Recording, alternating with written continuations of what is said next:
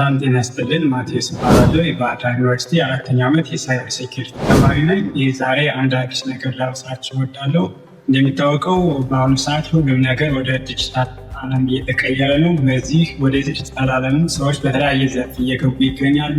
ለምሳሌ በሶፍትዌር ዲቨሎፕመንት፣ በኤአይ ዲቨሎፕመንት፣ በዳታ አናላይሲስ እና በማሽን ለርኒንግ፣ በክሪፕቶግራፊ እና በብሎክቻይን ወዘተረፈ እየመጡ ይገኛሉ። እነዚህን ቴክኖሎጂዎች ተከትሎ እንግዲህ የሳይበር ሴኩሪቲ ችግር በከፍተኛ ፍጥነት እየመጣ ይገኛል።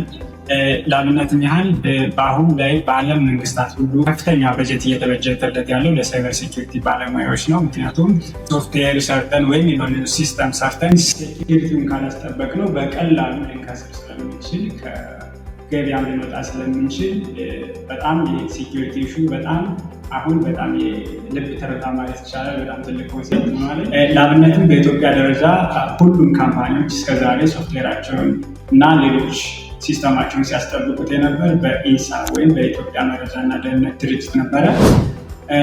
ነገር ግን የሶፍትዌር ካምፓኒዎች እና ሌሎች ካምፓኒዎች መብዛትን ተከትሎ እንዲሁም ከነዛን ተከትሎ እየመጣ ያለውን እያደገ ያለውን የሴኩሪቲ ኢሹ ወይም ደግሞ የሳይበር አታክ ብቻውን መከላከል ስላልቻለ ከ5 ወይም ከ6 ወር በኋላ የሆነ አዋጅ ያወጣል። ያን አዋጅ ምን ይላል? ሁሉም ካምፓኒዎች የራሳቸውን ሴኩሪቲ በራሳቸው ባለሙያ ማስጠበቅ አለባቸው ብሎ ያውጃል። ያን አዋጅ ተከትሎ እንግዲህ ድርጅቶች የራሳቸውን ባለሙያ ሊቀጥሉ ነው ማለት ነው። ከዛ ባለሙያ ሆናችሁ ስትቀጠሩ ኖርማል ወይም ትራዲሽናል ዲቨሎፐር ሳትሆኑ ወይም መሆን አይደለም ያለባችሁ። ኮንሴፕት የሴኩሪቲ ኮንሴፕት ያላችሁ ሴኩር ዲቨሎፐር ነው ልትሆኑት የምትችለው። ተፈላጊ የሚሆኑ ባለሙያዎች ሴኩሪቲን አንደርስታንድ ያደረጉ ናቸው ማለት ነው። እነዚህ ወደዚህ ዲጂታል ዓለም ተወዳዳሪ እና ተፎካካሪ እንዲሁም ተፈላጊ ለመሆን እኛ የተሻለ የምንለውን አዲስ አይዲያ አምጥተናል። ከተለያዩ ድርጅቶች በሰሩ ባለሙያዎች ከኢንሳ፣ ከውጭ ሀገር እንዲሁም ከዩኒቨርሲቲ ሌክቸሮችም እንደዚሁ በተጨማሪም በግላቸው ፍሪላንሰር እና በቦንቲ የሚሰሩ ባለሙያዎች ጋር በማጣመር አዲስ ካምፓኒ ጀምረናል። ያም ካምፓኒ ኳንተም ቴክኖሎጂ ይባላል። ይሄ ካምፓኒ በዋናነት 2 አገልግሎቶችን ይሰጣል። አንደኛ ለተማሪዎች ስልጠና በመስጠት ነው። ሁለተኛ ለድርጅቶች ስራ በመስራት ነው።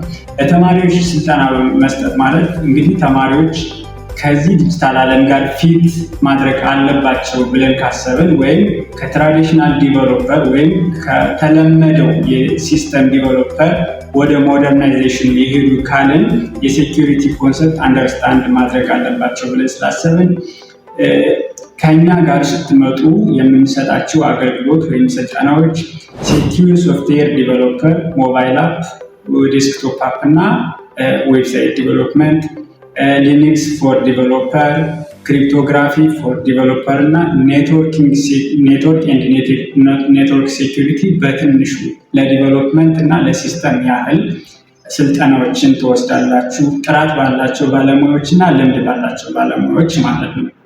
ለድርጅቶች ደግሞ ድርጅቴ የሴኩሪቲ ቴስት ያስፈልገዋል ብሎ ያሰበ ድርጅት ኔትወርኪንግ ቴስት እናደርጋለን፣ ፉል ፔኔትሬሽን ቴስት እናደርጋለን፣ ሶፍትዌር ቴስት እናደርጋለን።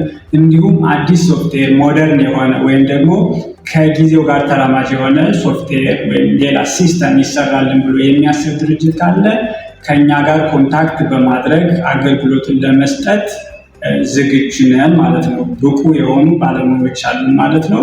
ይህ ደግሞ የዩቲዩብ ቻናላችን ነው። ኳንተም ቴክ ይባላል የዩቲዩብ ቻናላችን ስም። በዚህ የዩቲዩብ ቻናል በጣም ብዙ ነገሮች ነው የሚለቀቁ።